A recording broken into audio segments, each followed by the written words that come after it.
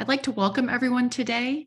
Today's deep dive is about adapting corporate expense policies to remote workforces.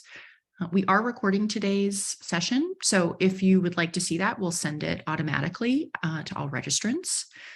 And first up, I'd like to introduce our panel. I'm Shelby DeWeer. I'm a report author at TravelBank, and I've been researching the long-term effects of the pandemic on corporations. And I'm joined today by Connor Lawrence and Brenna Casserly from TravelBank. Connor, can you introduce yourself? Yeah, absolutely. Great to be here. My name is Connor. I run customer success and implementation at TravelBank. So my primary goal is to make sure that my team of CSMs and implementation specialists have a clear path to making our customers successful. And I have a background in operations as well. So I really am always looking for new technologies to help streamline the efficiency of our customers' journey. That's great. And Brenna? Hi, my name is Brenna. I'm a product manager for the expense and card product here at TravelBank, where we focus on delivering intuitive and innovative product features that help businesses track and manage their business spend. And prior to joining TravelBank, I held various positions in the banking sector, including a role as a founding member of a fintech company where I had the opportunity to directly experience a lot of the challenges and opportunities which exist for our current customers today. And I'm really excited to be here. Thanks, Shelby. Thank you both for your time today. And thank you again to everyone who's joining. So in preparation for this deep dive, we analyzed TravelBank user data, we interviewed customers, and we surveyed hundreds of finance and HR leaders. And the foremost trend we're seeing is that remote work is not going anywhere. In fact, 74% of US companies are permanently adopting either a fully remote or a hybrid work model. If we could go to the next slide. I found this headline really interesting because I know I personally have read a lot of headlines about CEOs from Goldman Sachs or Twitter demanding that workforces come back to the office. But Connor, I'm curious from your perspective in working with so many customers, like why are you seeing that remote work is absolutely here to stay? Yeah, that's a good question. Definitely a hot topic. I think that number 74% is pretty astounding as well. Just a few short years ago, it was you have to fight tooth and nail to get one work from home day. And now we're looking at the majority of workplaces implementing this permanently. So I would say we see, I'll go with three starter reasons for why it's here to stay. The first one is cost. We work with finance leaders for the most part, and remote or hybrid work models are dramatically reducing the cost of operating their businesses. So there's studies that show, I think it's about 11 grand per head is actually is being saved by working remotely. So that's reduced overhead on rent, maybe increased productivity, lower absenteeism, lower turnover rates. And once you remove real estate as a line item from your balance sheet, it's going to be hard to justify returning to the office, I think, as a finance leader as well, in many cases, if you don't need to be. So first is cost, certainly. Second is flexibility. And honestly, this can be a function of cost as well, depending on how you're looking at it. Something like 70% of CFOs said providing flexibility for a work location was the most effective action for retaining talent. And really, that's a huge cost reducer as well. It's really, really expensive. It can cost double what it actually costs per year to pay an employee to replace them. So this is strongly industry dependent. I do want to call that out. If companies in your industry are offering remote work policies in general, then you have to stay competitive. And if you're in an industry where maybe your competitors are not offering remote work as an option, it can put you at a huge hiring advantage. So retention and attraction of new talent is a really big piece of this. And final is productivity. I think prior to the pandemic, and really even for the good portion of 2020, as we kind of adjusted to this new remote environment, we saw a lot of companies that were lamenting the potential loss of productivity due to remote work. And what we see in the numbers is a totally different story. So there's a study in late 2020 that showed that employees were actually working a day and a half extra per month working from home. I'm not saying that's a good thing, but it does point towards productivity going up, or people not being able to close their laptops maybe when they're able to just work wherever they want to at any time. And various other surveys are showing that the large majority of remote workers are less stressed and feel far more productive working from home as well. So I think those three really: cost, flexibility, productivity, if you put them all together, it creates a really, really strong argument for remote work not going away anytime soon. Yeah. And Brenna, I'm curious, you have even a personal connection to this that I think is really interesting. Yeah, I do. So I'm actually located in Toronto. And so just to add to, Connor's points here, you get a wider talent pool when you are not restricted by these geographical boundaries. So it allows, companies, even TravelBank, to access more diverse range of skills and expertise. And, with myself, I'm located in Toronto, like I mentioned, but there's also a growing number of travel bankers. There's about 10 of us that are actually in Toronto. And it's not just the benefit of tapping into a wider talent pool, but it also has potential for payroll cost savings. So when you factor in the exchange rate, for example, and when you take the average of like the last 3 years between like USD and Canadian exchange rate, the Canadian dollar is trading at average of like 30% discount. So there's definitely a lot of benefits of staying remote. Yeah. Fantastic. Another trend I know that we saw, related to this is that when folks work remotely, what is more or less like a business expense is very open to interpretation, and the perks can be very uneven, manager to manager or team to team. It kind of begs the question that companies need to think through what amenities are due to employees, so to replicate that old office environment that they now have to DIY at home. Does that include morning coffee? Is it gym memberships? Are we going so far as like takeout or treadmill desks? Did your company used to provide meals? But at the same time, if companies are saving $11,000 per head, are there small perks that can boost morale, attract applicants, and still remain vastly ROI positive? I'm curious what from the TravelBank user base we've seen in terms of these creative work from home policies.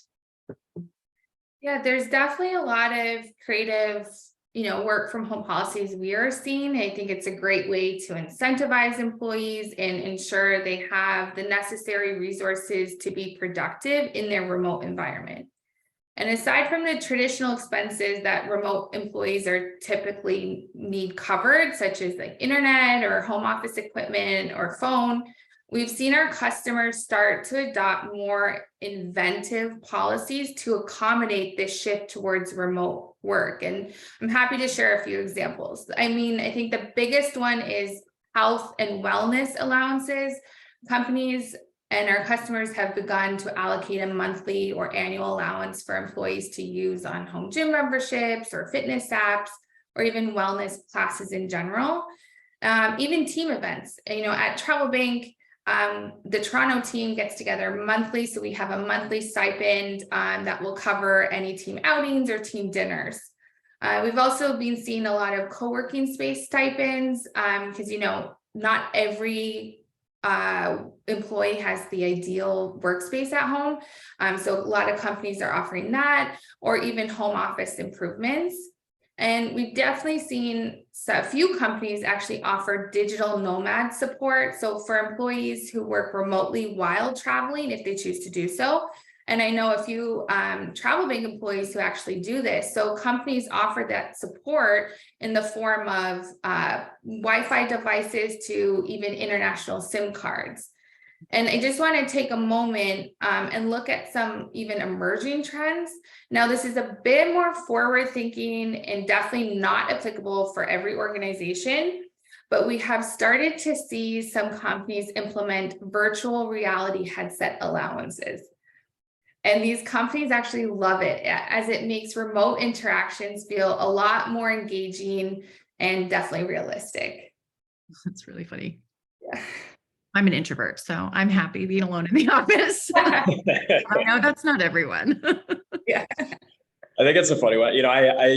I love this conversation because you look prior to 2020, the biggest trend and probably one of the more talked about things, especially in reference to the technology industry, is the opposite of work from home. I called it work is home historically, because you would have Google, Facebook, et cetera, all these big companies that were adding nap pods or kitchens in office laundry to make you stay longer and longer. Why go home at all if you have better facilities here in the office? And now everyone's being told to stay at home. So we've seen this whole industry flipping its head to a certain extent. And I think what's really important though is why were we creating those amenities in the workplace in the first place? And that was really to make people feel comfortable.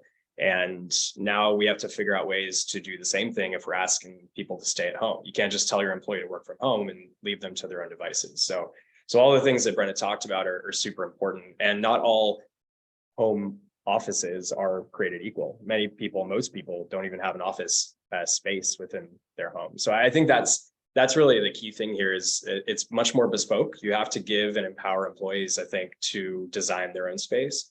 And if you're going to ask them to work from home permanently. Yeah, I see this. I work for a small content agency. We're like led by a team of moms, and we expense house cleaning. And it's just the most non-traditional use of our expense budget, but it has such an impact on us to not be staring at like a dirty house all day, thinking about doing the dishes. It makes a big difference. I like that idea that it is bespoke, not just to the company culture, but to the person and their home environment. I think I have to steal that idea, or at least bring it to TravelBank. I wouldn't mind some home cleaning.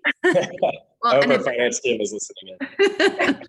It definitely helps us recruit as well, which is really interesting. It makes us stand out when we're interviewing folks. I want to talk about our third trend we saw, which is that expense report volumes as a whole are accelerating at a wild clip. They've actually doubled since 2019. What's causing so many, particularly high volume and low cost expense reports? It's definitely interesting, and certainly something we too observed when looking at the volume at TravelBank. And there are a few key factors that contribute to this trend. But first, like during the actual pandemic, a large portion of our expense volume was in fact mileage expenses. We saw a huge spike in people choosing to drive versus get on an airplane or even rent a car, especially in frontline industries that never really slowed down. And as we look at the last 2 years, so like post-pandemic, the largest contributor was like the shift to remote work. And with that, there's been a corresponding increase in the types of expenses employees need to be reimbursed for, like home office equipment, utilities, internet services, and also the rise of subscription-based services. And a lot of our customers have actually empowered their employees to really select the tools and resources that help them feel more productive while working remote. And then we've seen other contributing factors are those creative work from home policies we just chatted about earlier, especially around employee well-being and to help with that work-life balance. But I think overall, if companies have a very manual expense process, the volume can be really a large burden, especially for finance teams. But that's why I think it's key to invest in an expense management solution that really automates and streamlines that whole expense process. Yeah. And on the travel side, we saw that there's like more people like literally on the road than ever. What's going on with travel and what's changed? How long do we have? It's a big question, but I think it's a good one. Look, travel went to zero in 2020. It's which has never happened as far as I understand it before. Maybe 9/11, post 9/11 was the closest in terms of US travel reducing. So it took, I would say, really until this year for travel to come back in full force, which meant that travel and finance teams had a lot of time to think about how they wanted to design their policies moving forward, how they wanted their people to get back on the road. But in many cases, and among new customers who we see come into TravelBank, they still don't have the answer, and they're looking for guidance or support from what other companies are doing to move forward. So a very common theme that we see from new customers is that their policies are really still what they were in 2019, the beginning of 2020, and they need guidance there. And there's still confusion from their employees on what they can and can't do, because policy still is that 20-page static PDF that they've never read and they're not going to. But also they know that something's changed. The pandemic, travel is just different. So I think one of the biggest root changes in travel is the guidance from travel and finance teams has really had to be updated and be more specific to your employee groups and who's traveling. And I would also say the road warrior environment that we used to be in, travel was very consistent across most of our customers pre-pandemic. It was customer-facing teams or operations teams who were in the road. They were working with partners and they were flying out to see individual clients and go on location with different people. That's kind of what we think about still when we think business travel. But when we're speaking about companies who work remotely, a lot of that travel is it's either gone away or it's at least diminished pretty substantially. We found that you can have an hour Zoom call with an enterprise client and still close the deal or still keep the customer happy. So the finance team is a little more focused on controlling costs there. I can talk about that more in a minute, but what we're seeing instead is, how do you get your team together? While we all love remote work and people feel more productive and happy, we also really want to get together and form those team bonds that make a team operate, I think, at a higher level and help with retention. And we just had our revenue team kickoff a couple of weeks ago, and I can't speak enough how much energy and inspiration came out of that program, right? And that was a group travel event. So that's really one of the biggest changes. Is we have more requests than ever coming in for team offsites, events, et cetera. Which is a very different traveler group. And you said like there's more travelers than ever. It's true. It's as a percentage of an employee population, we're seeing more and more people on the road than ever before, even if it's a little less frequent. It's a larger percentage of the total. So that's huge. And I think a weird one with this too, which, and I'm sorry, I apologize, I hate this word, but leisure travel is something that has really come to the fore too. If you're allowed to work anywhere, when your company flies you to wherever, let's say New York for a company offsite, maybe you want to stick around for a week or two and work remotely from that office location and get to know your colleagues there or whatever it may be. So we're seeing this blend of personal travel and work travel come together alongside the event travel. And the final piece here as well, which kind of underlies all of this, is the involvement of the office of the CFO. And I would say that's really a big trend we've seen is through the pandemic, the finance team took more control over travel. We used to speak to a lot of people teams, and I think we still do, but the finance team is much, much more often involved in these conversations with our customers on travel policy, on travel budget, et cetera. So as things move closer to the CFO, they tend to, get a little tighter in terms of what travel makes sense and which travel does not. So there's, again, that 1 hour meeting with a customer might not be authorized anymore, where a team event might actually be easier to get sign off on because it's easier to tie that to something you can't do from a remote location. Yeah. I mean, I think it goes without saying that the avalanche of expense reports, coupled with the challenge of things like large team or company-wide group bookings, it's very resource heavy. And I'm curious what ways you've seen customers simplify and automate this process, because booking group travel alone is so tough. Yeah, that's a good question. I mean, that's kind of at the root of what we do. So it's close to home for us. I mean, when you're looking at automation, technology is the first word that should always come to mind. What are you using technologically to automate and simplify your work environment? It's why tech companies exist, really, at its core. And I think there's a few things. So I'll point to maybe like 3 or 4 that we see our customers do and that we recommend our customers do. So first, you can create rules directly in your travel and expense tools to help guide your employees on what is a violation or what it's not. Get rid of your 20-page PDF policy. Nobody's ever read it. I'm sorry, I know people spend a lot of time on those things, but like maybe write it and put it on a shelf and then build that into your tools. That's what tech is for. And make sure that there's triggers for approval or a flag for a policy violation, something like that. So that you don't have to tell people that what they did is wrong through an email. So you're going to save time there. You're going to help guide your employees contextually there as well. The second one, we see this a lot, but you can reduce the number of steps you have in your approval process too. We're really, really often we'll have customers come in who have 5, 6 levels of approval for a single expense report. And that's really cumbersome. It creates a lot of opportunity for risk for your accounting team as well. And what we try and guide customers on is looking at that policy, which typically was created prior to good technology being available. So it made sense for them to do that to catch fraud historically. But now with fraud detection tools and better policy creation and everything built into the expense management tool, you don't need to do that. You can even just control that at the point of purchase with merchant category codes or controls in your credit cards. So I'd say that's really a very common one we see is like simplify your approval process, trust software. The next two, I mean, I would say, Brenna can probably speak more to this one, but virtual cards are huge.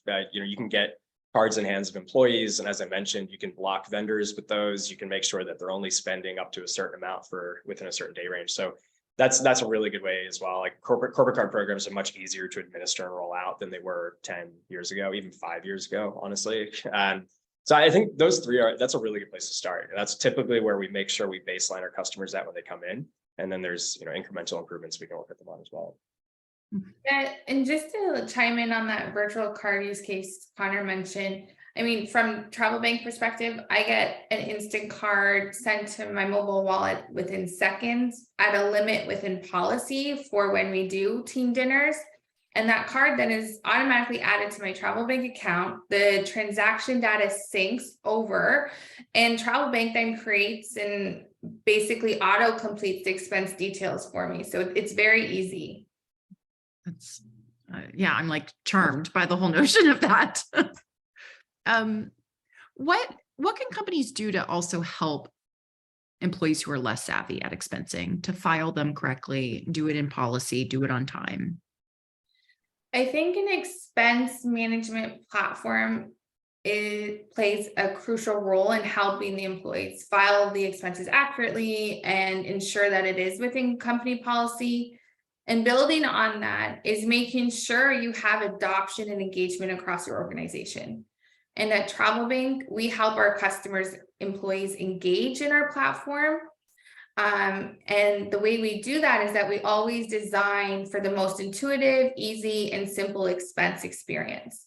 So if you are on the market for an expense platform, you definitely assess how intuitive the expense process is. But besides that, we have seen some ways an expense management tool helps these less savvy employees. Starting from, the finance perspective, having customized policies and enforcement, custom fields, approval routing, error flags, and real-time analytics and insights to help identify trends, outliers, and, really enables you and the finance team to refine the policies and optimize the spending. And in addition, we've also found having a mobile app is key to submit, track, and approve expenses in real time. And from the employee side, you can really snap a photo of the receipt and TravelBank will automatically, extract that relevant data and begin completing the expense for the employee.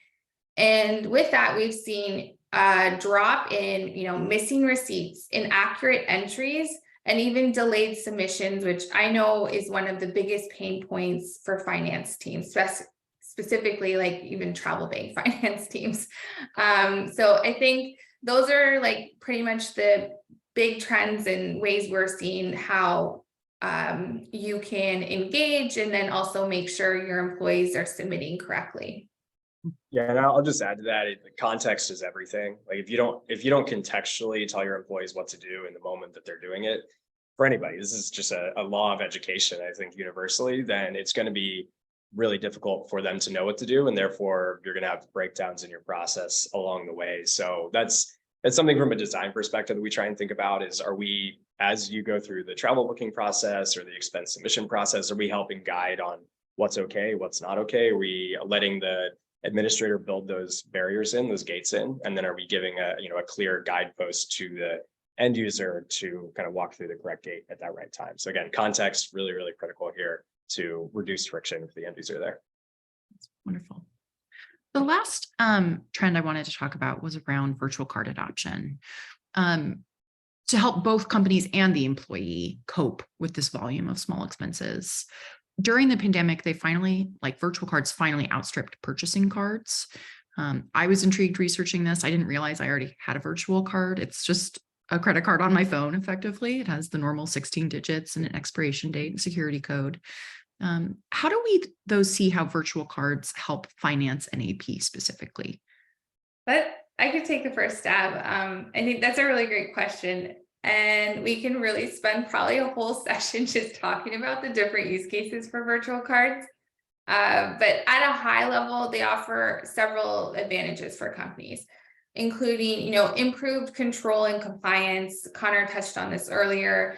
Finance teams can issue virtual cards with specific spending limits, custom expiration date, and merchant category controls, which really allows, finance teams to enforce purchasing policies a lot more effectively. And once the card is issued, it's actually no longer active. So this level of control really helps overspending and ensures employees comply with company policies when making purchases.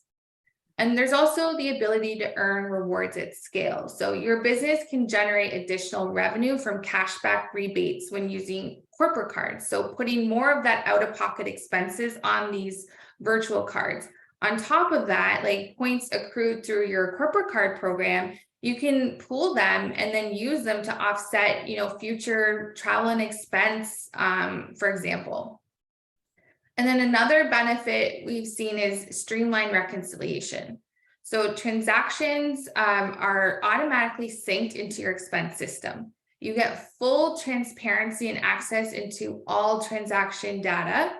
And you can also link a virtual card to specific project or department or even cost centers. So really all of this combined makes it a lot more simpler to track and then reconcile these expenses. And finally, I know we touched on this earlier, is like the growing acceptance of virtual payments. I read an article recently where PwC anticipates that by 2025, 80% of global payments will be digital. And a contributing factor, besides the ease of use, is that it's actually more secure than a physical card, because your mobile wallet doesn't send your card number to the actual merchant. So if the merchant ever has a data breach, your card details wouldn't be exposed. And I think that is another great benefit to adopt virtual cards within your organization. Yeah, I think just one thing I'll add, we work in travel and expense and payments, and this is an industry that kind of straddles business and consumer very closely. So something that we always have to consider and kind of be one step ahead on is, okay, where is consumer tech for payments and where is consumer tech for travel? And therefore, what is the consumer starting to expect for enterprise software? Enterprise software always lags behind on the user experience. It shouldn't have to, but I think historically it has. And as Brenna mentioned, and Shelby, as you acknowledged yourself, virtual cards and virtual payments have been part of our lives for years now, and we just haven't really realized it. They just kind of snuck in, and all of a sudden your phone is a credit card. And I think that's something that we, as the companies that are helping organizations bring virtual cards into their environment, can do a better job educating on. Because Brenna is the expert on this stuff, and she mentioned a lot of the benefits, but we have to look at it from the perspective of the employee as well. They're used to digital forms of payment, and that's such a natural part of their day-to-day. I don't know why we shouldn't, or the company shouldn't, offer something similar to them as an option in their work environment as well. Just in the same way we're helping them work from home, let's help them with modern forms of payment as well. Wonderful. Thank you. These trend lines and many more are forthcoming in a research guide we've written about travel and expenses after the pandemic and the new trends that have emerged and that remain durable. We're going to send everyone who's joining today and registered this report in the next couple of weeks. So be sure to watch your inbox for that. And that about wraps us up. I want to thank Connor and Brenna. Thank you to all of our attendees. If you'd like to learn more about TravelBank, you can, of course, do that at travelbank.com, or you could reach out to your customer success manager. So thank you all for joining, and we'll be in touch soon with the recording and the report. Thanks all. Thank you. Thanks, Shelby. Thanks, Brenna.